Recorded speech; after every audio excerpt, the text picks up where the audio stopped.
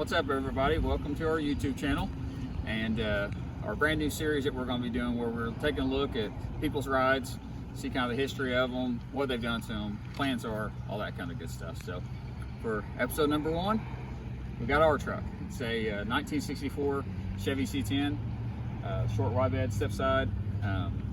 We bought it out of a town about 45 minutes from where we live over here. I believe it was like 2 owners before us. It was an old farm truck like most of these were, and then a kid had bought it with aspirations to get it fixed up, going to school and everything. It didn't work out well for him, but it worked out pretty good for us. So about the only thing we haven't touched on this truck is the paint and body. We had it buffed out by one of the local paint shops here to kind of shine it up a little bit. It was an original hunter green, and they painted white, and white's my favorite color, so we really like how it's going. So I'm going to take you around the truck, kind of show you different things with it, and what all we've done to it. Okay, so starting on the front end here, some of the things that we changed up a little bit. We went in and painted the turn signal bezels black. They were kind of a little bit of a crusty chrome looking before, so I thought the black really made it pop. We replaced the lenses, got some newer headlights, still kind of old school technology headlights. We got some other bezels and painted them black so it make it pop, because everything is white up here, so it was just very blonde before. So the wife and I put on these letters here to kind of make the Chevy pop, and of course we got to be repping our Facebook, YouTube, Instagram, Chevs and Revs.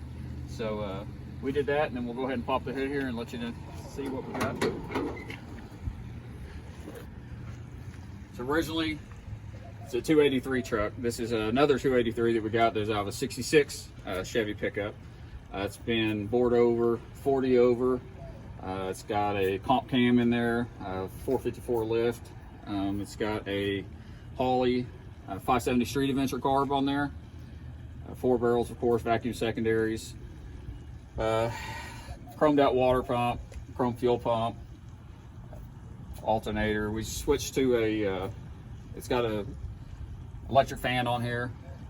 It's 180-degree thermostat on it. Some of the things we've done is upgraded the master cylinder. Our old single cylinder that comes on originally started leaking, and so we went ahead and went with the dual. It's still manual brakes, manual drums. We've got it plumbed where we can run our line lock. We haven't wired it up yet, but we can do that once we kind of do some work on the rear end if we want to start doing some bigger burnouts. We have our custom overflow over here, our old jug that we did so it wouldn't just be spilling any fluid on the ground. We just changed out this battery tray a couple weeks ago. Got it on here, got it locked down. We run a disconnect on here to keep it from draining when we're not using it, sitting for a while. All new hoses, all new belts, and we redid the heater core not too long ago when that thing decided to puke. So that's about all so far. One thing I will say about the Holley 570 carburetor is the primary metering block is too small. So anybody that's running a street adventure, if you're having a terrible time with it off the line, bogging down or dying, that's what it was. We had to switch to another older style primary metering block with bigger holes. Once we did that, she runs pretty good now. So suspension wise, we try to keep the truck kind of halfway true to what it was. I mean, the original motor, the transmission change outs make it a little more driver friendly. Still manual steering, manual drum brakes, but when they're tuned right, they do pretty good actually. So somewhat stock appearing still. Right now we have it with a CPP drop kit on here. So it's got a 3 in the front, a spring and shock drop, and then a 4-inch in the back. So it's a 3/4 kit. Comes with everything, with the track bar, the springs, shocks, shock relocators, and all that stuff. So a little shop here in town called Jay's, they did the suspension for us. So right now it's just a good cruiser. It used to lean on the turns pretty bad and everything when we first got it with the old suspension and wore out shocks, but we're real happy with the handling right now. One other thing we did on our truck is the bed. We believe it's the original wood on there from looking at it from top and bottom. And we went in, the whole thing was spray painted black when we got it. And we went through, sanded it down, put some stain on there. It's a little leafy in here right now. But went through, sanded it, stained it, and then painted the strips black. So it's a It's not a show truck. I mean, it's a driver. We take it to a lot of shows, so we consider it more of a driver that we show, not a show truck that we drive. So a little bit of what powers this beast. Of course, we already talked about the 283 motor. It's nothing fancy. It's just a cruiser. It's not a hot rod, but it's a fun little truck. So we got tired of the gas smell behind the seat. Went with the 22-gallon race fuel or fuel cell here. Still got the mechanical fuel pump up front, but seems to be working real good so far. Just ran a racing fuel line. We have these 15 by 8. They're real similar to stock looking style. We did chrome lug nuts, chrome valve stems and all that on here, and tucked them in there nicely.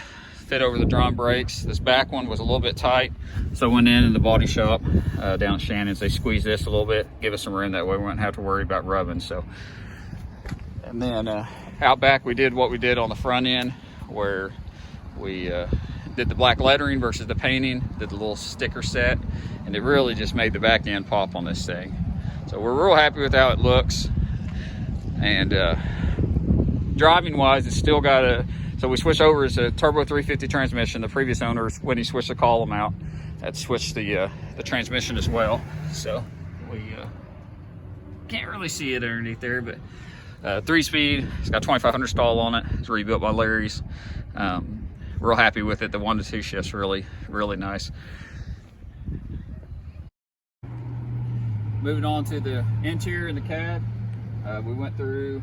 We've had all the seals on the vent wing windows replaced, all the felt, the window cranks and everything on the inside of the doors done for the windows. With new handles, new armrest, new cranks, got chrome screws. I went through and put the new seal plates in. I did the carpet myself. The top part on the firewall was just custom cut out some carpet that we had in here before, and then the rest was the ACC carpet we put in. We had our seat done at a shop called Galvan Custom Upholstery in Oklahoma City.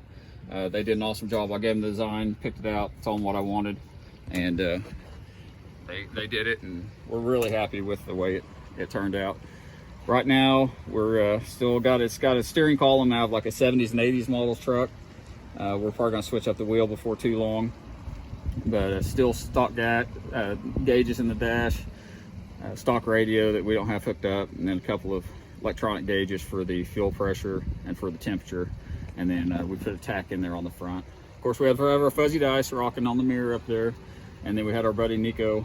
He went in and tinted our window, put 5% all around, and a strip across the front.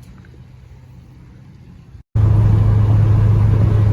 couple of other things that we worked on is the oldest son and I, we took all the buttons and everything off of the dash here, and repainted it black, kind of touch it up, dress it up a little bit, and we could put this peep mirror over here, give us a little bit of viewing anyways on these small window caps, kind of hard to see out of, and then put these nice little sun visors on those sunshiny days to be able to not blind ourselves going into the evening sun. So future, what do we plan on doing to this thing? It's still kind of up in the air. It took us about 3 years to get it to where the point it is right now, even start with a good truck. So it always takes more time, more money, and just more effort than you plan. So we're thinking about kind of just enjoying it this year. I think we're going to go down to the show at the Windstar Casino, the Red River Rumble show. We're going to go to C10s in the park down at Waxahachie in September, and just kind of hit up some shows that we hadn't been to in the last couple of years, and branch out a little further away from our hometown. We've discussed doing airbags on it, so we might do that. I don't know how aggressive we'll go. It's such a true truck. We hate to cut it up, but at the same time, they sure do look awesome low on the ground. So we're still debating, you know, whether we go full crazy rockers on the ground, where you got to do all kinds of mods, go a little more minor, where it doesn't go quite as low, but you don't have to pack quite as much, and it's a little bit cheaper. And we'd like to get some more power into it. The 283 is great for cruising, but sometimes we kind of like to have a little more, so do maybe a 383, 450, 500 horsepower somewhere in there. Give it a little power pep in it. So right now we're not sure. I think right now we're just going to enjoy it, take it around, our wife and the kids, go to these shows, show what we've done so far on it, and then make the decision and let our pocketbooks make a decision on what we're doing from here. So anyways, hope you guys enjoy the series, and be sure to hit the subscribe button, come back, and we'll be interviewing all kinds of people with trucks and cars and all kinds of different work that they do, and seeing what's going on into their rides. So we'll talk to you later.